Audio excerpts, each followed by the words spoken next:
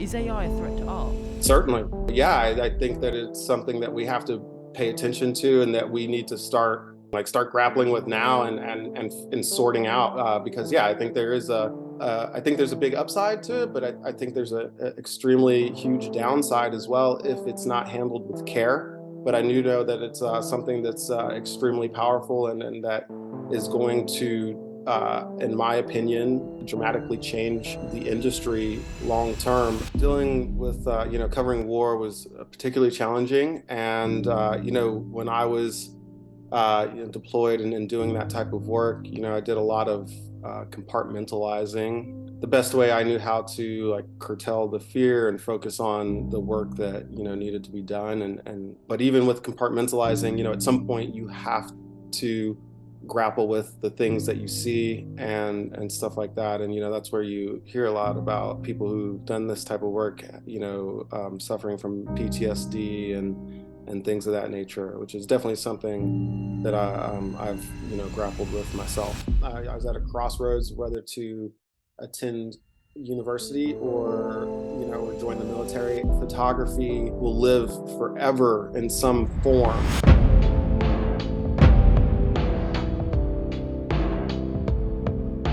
Welcome to Shutter Talk, a podcast that delves into the captivating world of photography and the incredible individuals who bring it to life. I'm honoured to welcome the esteemed photographer Kenny Holston to the show. With a career spanning decades and a portfolio that captures war, politics and personal stories. In this episode we embark on a journey, exploring Kenny's life and career, the stories behind his most memorable shots, and the lessons he has learnt along the way.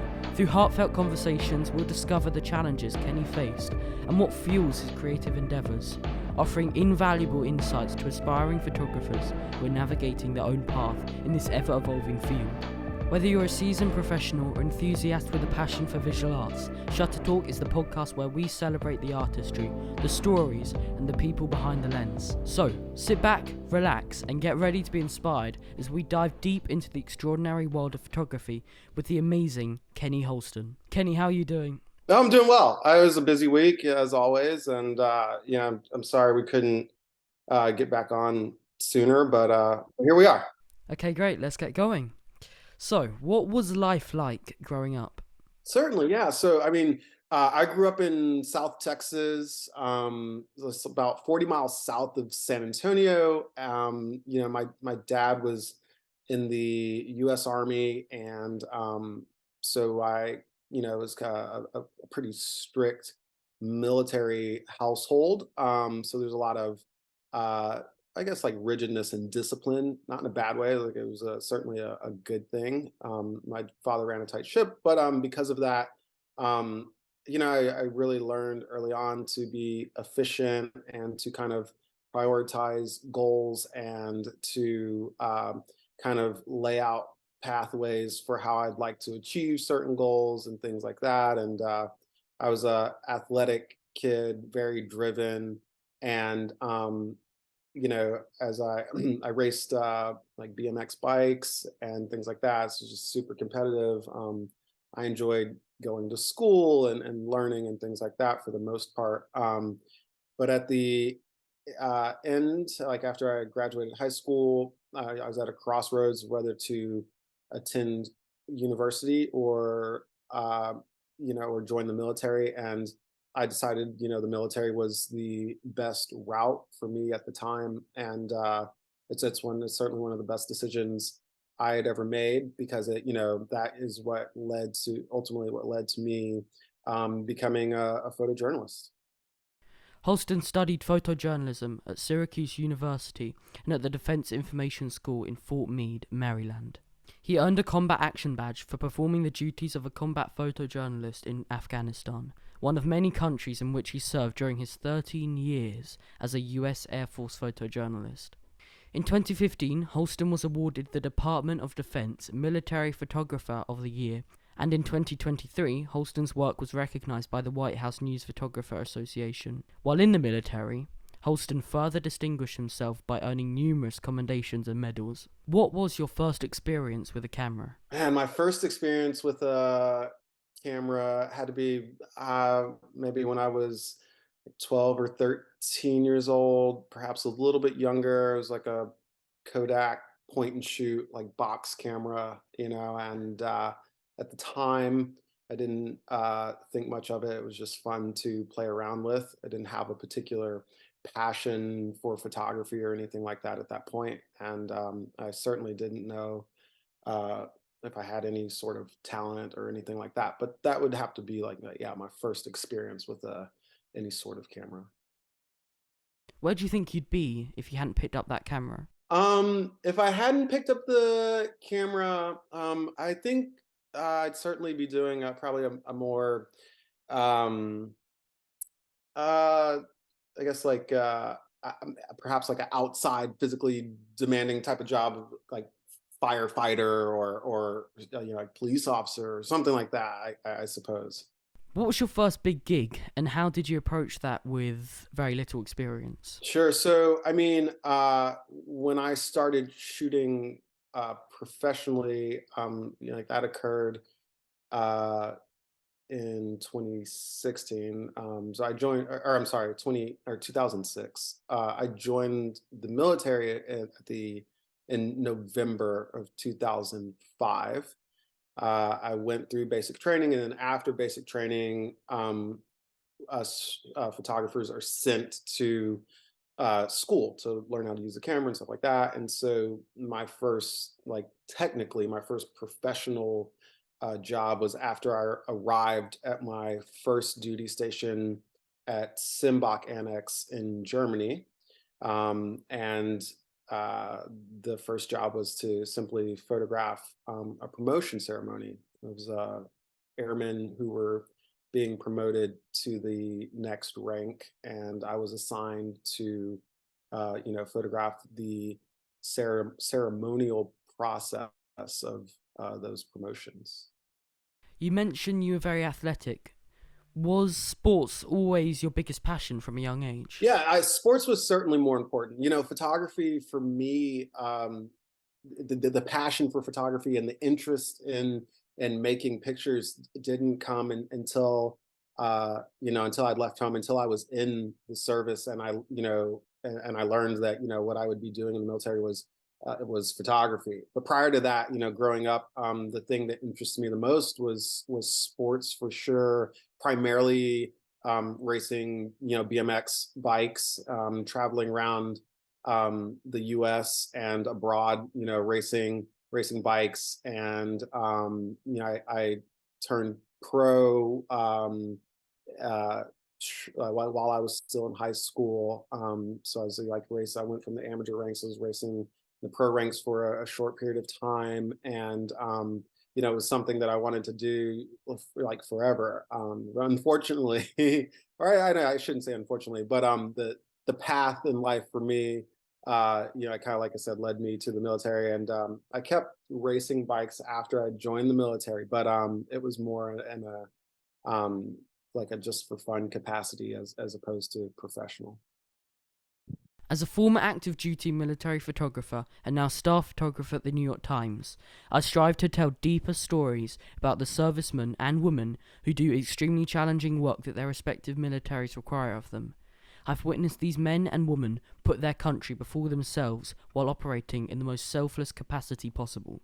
How did you deal with that fear of war, and would you be scared to do that now? Yeah, I mean, dealing with covering war was particularly challenging, and when I was deployed and doing that type of work, I did a lot of compartmentalizing. When I was down there, and it was the best way I knew how to like curtail the fear and focus on the work that needed to be done and things like that. But even with compartmentalizing, at some point you have to grapple with the things that you see and stuff like that. And that's where you hear a lot about people who've done this type of work, suffering from PTSD and things of that nature, which is definitely something that I've grappled with myself. As in terms of now, like present day, if I were to be put on assignment to cover war, I'd certainly go without hesitation because I believe in the work and how important it is. But at the same time, I have a really vast understanding of how much preparedness needs to occur prior to going, and the approach to the work has to be a sensible one. You can't just jump into combat and expect to be okay. It's clearly it's very dangerous. That goes without saying. Some of your photography is very intimate. You get very up close in what many people would see as personal and private moments. For example, your series of funeral photos. How do you approach these moments? I try to take the most like subtle and delicate approach as possible. It is very, very challenging though, as a visual journalist. It's you want to be very careful not to, exploit someone's pain. And the idea is to, document what's occurring with the utmost like dignity and thoughtfulness, in order to preserve those moments, because even in the worst of moments, the preservation of it is always worth it, so that the world can, potentially see and experience what's going on, and that we have this, these types of things documented for historical record, and to help people, even the people who are going through it, potentially um, work with it themselves and work through it. So there's numerous reasons for doing the work, but the approach has to be extremely thoughtful, and delicate, and that's what I try to keep in mind anytime I'm trying to, do that type of work. It's very challenging. It's tough. Do you have boundaries when it comes to photography? Is there a wall photo you wouldn't take or publish? There's certainly photographs that I've taken that have never been published for that reason. Maybe because I might have felt that the images were maybe just a little uh, too personal. I don't regret taking any all the images I've ever taken. I don't regret taking any of them. I think though we as photojournalists and of course photo editors have to be very cognizant of what we're publishing and what we're showing to the world as it relates to um, who we've photographed. You do have to think about like from a humanity perspective and things, like should an image be published or not, or even should an image be published right now. There's definitely several photographs that uh, I took, especially during my time in service, that weren't necessarily released to the world right away, but once a conflict or skirmish or whatever came to an end, maybe a year later, 2 years later, or much longer after that, then those photos were able to be published. So every image needs to be taken. I don't have any photos that have been published that I have any regrets about, luckily. But it's a really massive challenge, and that's why we have photo editors who, their entire job is to make sure that we're towing the line in the correct way, and that we're publishing stuff at a time that it should be published, and that we're trying to do you know the very best and genuine photojournalism as possible. Do you struggle choosing shots? I mean, in terms of my work with the New York Times, it's usually all up to the editors. I definitely can give input of what I think works or what I would prefer to see run, and things like that. But usually I approach my assignments. I make the best photos I could possibly make that drive to the heart of whatever's going on, and then I file those photographs, and I leave it up to the editors as to what they want to move, and what stays on the cutting room floor. Do you struggle maintaining a professional distance from what you're covering? For example, you've covered everything from the Black Lives Matter protests, the Capitol insurrection, shootings, and other political issues. How do you draw a line between your own views, your involvement, and your role as a photographer? It's again, it is a challenging thing, especially, you mentioned Black Lives Matter. Clearly, I'm a Black photojournalist. A lot of the issues surrounding Black Lives Matter, police brutality, in not just in this country, but abroad as well, hit home for me, and I clearly I have my personal views about them. But I'll go back to what I was talking about in terms of compartmentalizing while I was covering combat. I do a similar thing when I'm covering, anything that's particularly challenging. I try to, make sure to compartmentalize my own personal feelings, separate the two, and really approach the work in a non-biased way, and just try to make the photographs again that drive to the heart of the story, and make a very valid effort to make as raw as images as possible, and then let the viewers decide how they feel about the topic or the subject matter. It's not my job to persuade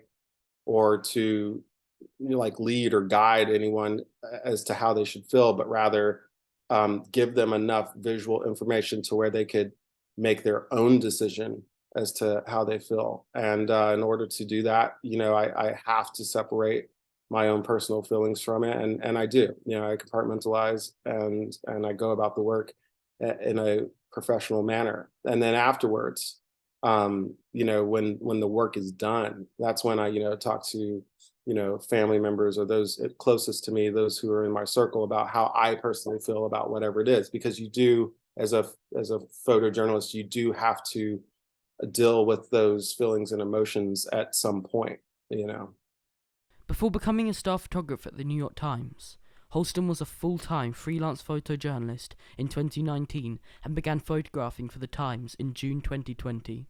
Holston has been a critical and versatile contributor to the Times' photographic coverage of the Capitol Hill and White House, as well as a steady cadence of important investigative, enterprise and breaking news storylines.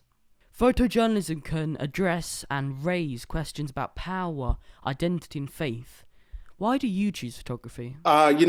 Photography is one of those things that I believe we'll always have. We have had for an extremely long time, as you know, and we will always have. And it's, the one medium that I feel transcends everything. I was talking on another podcast not long ago, and I said, there's the written word, and then there's the photos, the actual visual of whatever it is. And I think that photography will live forever in some form, whether it's a physical print of something, or a digital photo, or whatever it is. People are always going to want to see pictures, whatever it is, no matter how heavy the topic or how lighthearted the subject is. Photographs are always going to be something that we as humans want and desire, and I love that, and that's why I do what I do. Stephen Crowley mentioned his motto was low climb, long hang time. What's your motto? Yeah, certainly. And I love Crowley's motto, and I think that's awesome. I'd say my motto again, this goes back to my military days when the Air Force would say high speed, low drag, and that's kind of how I approach my work. I'm always, pushing the envelope, going at everything that I'm covering at, 100 miles an hour, in terms of like driving towards, again, I keep saying, the heart of the story. I'm always just going as quick as I can to get to the nucleus of whatever the subject matter is. And I like to do that as clean and as sleek as possible, without any drag, so high speed, low drag, always going for it. One of your favourite quotes is seeing is believing, and you aim to make everyone a believer with your imagery. How does this square with image manipulation, and increasingly as AI develops, it's going to be almost impossible to simply believe just what you see?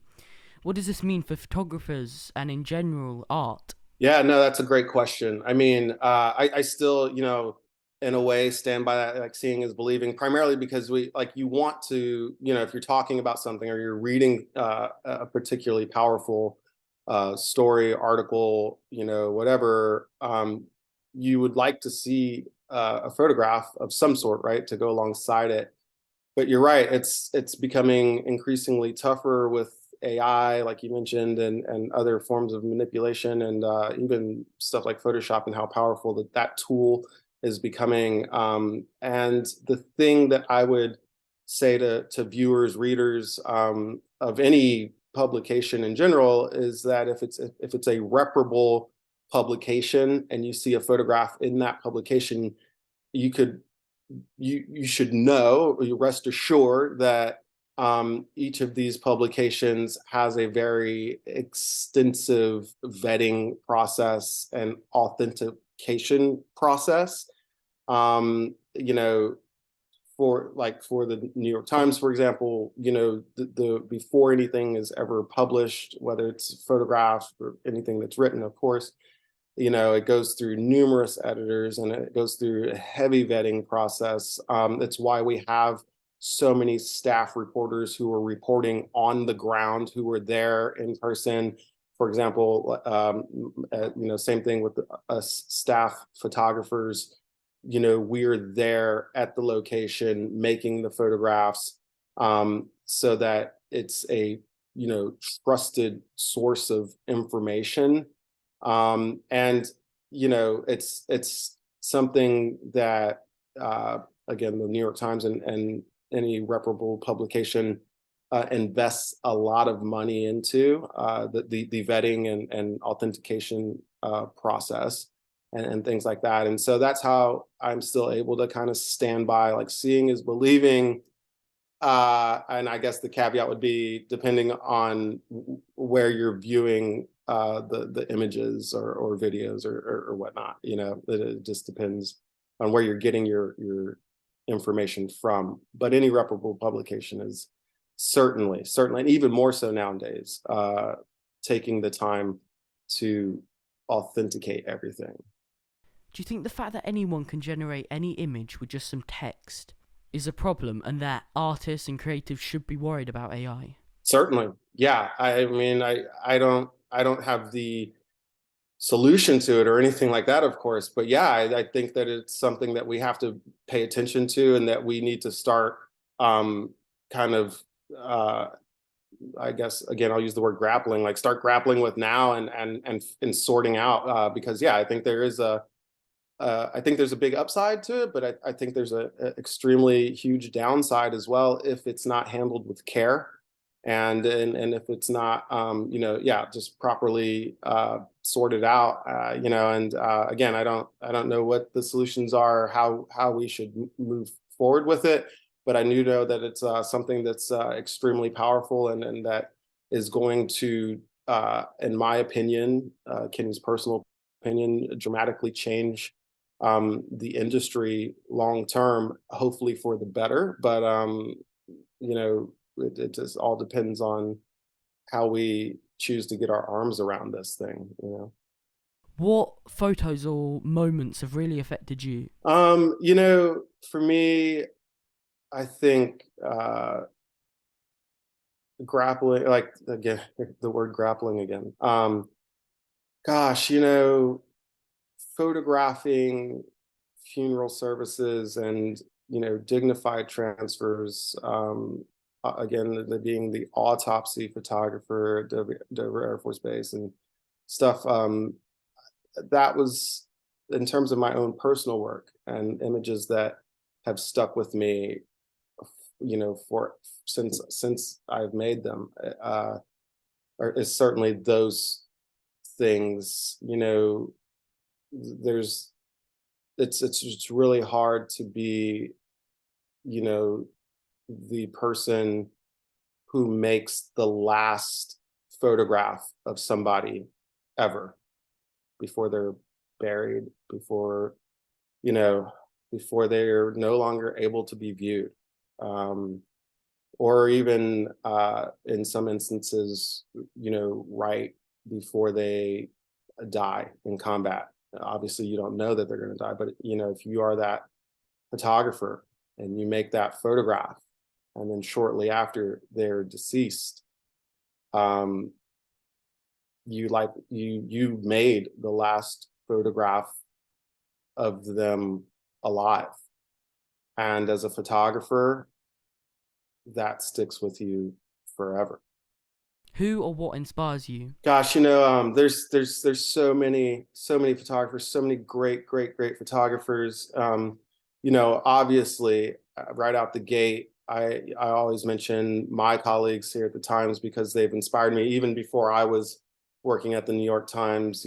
Doug Mills, Aaron Schaff, Tyler Hicks, Daniel. I like the list goes on and on. Jim Estrin, Sarah, Michelle Agents. The New York Times roster is full of just, in my opinion, heroic rock stars who've done this work for ages now, and the quality that all of these great folks are able to produce is always blows me away. And I learn so much from them, like now and again before even working for the Times, and so I'm so grateful for that, and to have the opportunity to work with them and stand on the shoulders of giants, if you will. But outside of them, outside of my colleagues at the Times, there's so many others. Michael McCoy, he's a freelance photographer here in DC. Nathan Howard, another rock star photographer. Sorry, Charisse May is also super amazing. And the list goes on and on. Craig Hudson. I just am in awe by how everyone that I work around here in the DC area and beyond.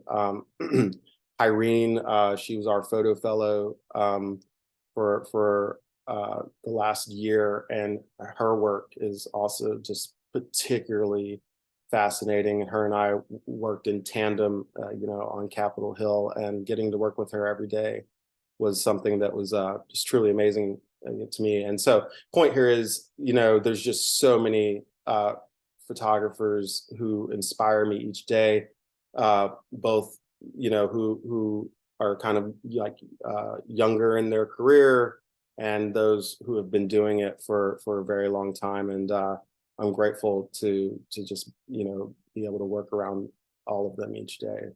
It's awesome. What advice would you give to people living in a smaller town who want to move to Washington or New York where there's more action? So like my biggest advice for that is to really dig into like what's right there in front of you. And there's always something interesting. And I think even more so in some of these like small remote places where not many people visit, and perhaps there's not even very many people that live there. I think pulling at those threads, like the fact that there isn't very many people and not very many people come through, like I would love to know what the day-to-day is there. And like if it's slow and boring, how do you depict that in photographs? How do you depict this like slow, kind of mundane day? Or maybe it's not slow and mundane, maybe it's faster than we think. I don't know, but I'd love to see it in photos. I'd love to see what that looks like. I'd love to experience what's out there. What's the landscape like what the people that are there, what are they like what's the sentiment of their assessment of politics from their remote location? Like, how do these people feel about this stuff? And when you find out how they feel, like how do you relay that in photos? Like, how do you visually show that? And I think as photographers, it's our job to figure out the best approach as to how to unpack these things, and how the best way to bring it to the world. And yeah, I think it's it could be very compelling to dig into the smallest, most remote towns where there's like a tumbleweed blowing across the road and there's not much going on. Like I would love to I kind of see and experience that from a visual aspect. I'd love to see someone who is actually living there. I'd love to see their take on it. Like, what is it like? You know. What motivates you, and what advice would you give to any aspiring photographers? The biggest advice that I would give kind of goes in tandem with what I was just saying. Always have the camera in your hand, shoot all the time, and even if that's with your iPhone, like a lot of photographers will frown at that, like, what, shooting with your phone? Well, yeah, I mean, photography is photography, right? Like, your vision and the way you see and the way you decide to capture the world is all up to you. It doesn't matter which piece of equipment you have in your hand. And for me, everyone knows anywhere I go, I have a camera with me in some capacity. If it's not literally on my shoulder, then I have, like a camera like in my vehicle, like it's always accessible. And if I don't have that, at the very least, I have my cellular device that takes photos. And so, my biggest piece of advice is to get out into the world and make pictures of anything and everything, like whatever you find intriguing or whatever you're into, make those photographs. And then the other piece of advice I'd give, if it's an inspiring photographer who specifically wants to do like traditional journalism and work for a publication one day or a wire service, is to reach out to editors, reach out to photo editors. Keep your portfolio up to date, reach out to photo editors and talk to them, and get the feedback, be receptive to what's being told to you, and continue to try and grow your eye. A big part of this, like what drives the industry for photographers, are the photo editors. They're the ones who give out the assignments, and whether you're working in an independent capacity, like as a freelancer, or whether you're on a staff, like the Times or the Washington Post or wherever, it's the photo editors who drive the assignments, and those are the people you need to work with. And then beyond that, the last like little piece of advice I would advise giving, again, for someone who wants to work as a traditional photojournalist, is to reach out to reporters. In order to do some of the best work and whatever, you have to understand the reporting and the coverage that's being done around the nation. Specifically, if you want to work for like a specific publication, Reuters or the New York Times or whatever, then you should be reading that publication's reporting. And you should understand, what that publication is driving towards, and you should start trying to put together photographs that align with that publication's coverage and things like that. If it's someone who inspires to do like that traditional photojournalism type of work. Before we wrap up, what are you up to now, and what are your plans for the future? Yeah, so now, kind of like you mentioned early on in the piece, I cover Congress for the New York Times specifically. And then when Doug Mills is not at the White House, I help out, at the White House, and I do that coverage. So that's the core of my day-to-day, tasks. I'm always on Capitol Hill doing that stuff. And then in conjunction with that stuff, I cover the military, so the Department of Defense specifically in military matters, and then global military matters. And like most recently, I was in West Africa, specifically in Ghana, covering the forces out there and things like that. And so it's just wherever like military stories take me, I'm covering that stuff. And then I'm always here and there, I'm always covering other little odds and ends. Like most recently, I just worked with one of our reporters, Noah, doing a story about like fentanyl and things in West Baltimore, and the use of Suboxone to get off of drugs and things like that. So always working on an array of different stories with a particular focus on politics currently. Thank you so much for doing this. I really appreciate it. Thank you so much. Thank you so much for watching this episode. I really appreciate you watching right until the end. If you could, please share this video with anyone you think could be interested, because the bigger the podcast, the bigger the guests. Thank you so much for watching. See you in the next episode.